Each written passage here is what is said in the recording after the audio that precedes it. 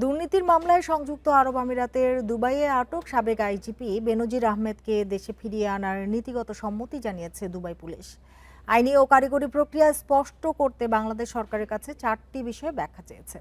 ইন্টারপোলের মাধ্যমে বাংলাদেশ সরকারকে পাঠানো চিঠির জবাব দিতে বর্তমানে জোর প্রস্তুতি চালাচ্ছে দুর্নীতি দমন কমিশন দুদক এবং পুলিশ সদর দপ্তর সূত্রে জানা গেছে, দুবাই পুলিশের পাঠানো এই চিঠিটি কয়েকদিন আগে বাংলাদেশে পৌঁছায়।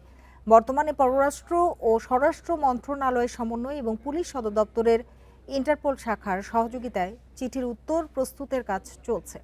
দুদকের সংশ্লিষ্ট কর্মকর্তারা জানিয়েছেন, দুবাই পুলিশ জানতে চেয়েছে যে যেহেতু বাংলাদেশ ও সংযুক্ত আরব আমিরাতের মধ্যে সরাসরি কোনো বন্দি প্রত্যর্পণ চুক্তি নেই, সেহেতু বাংলাদেশ কোনো আন্তর্জাতিক আইনি কাঠামোর আওতায় এবং কি প্রক্রিয়ায় বেনজির আহমেদকে ফেরত নিতে চাচ্ছে।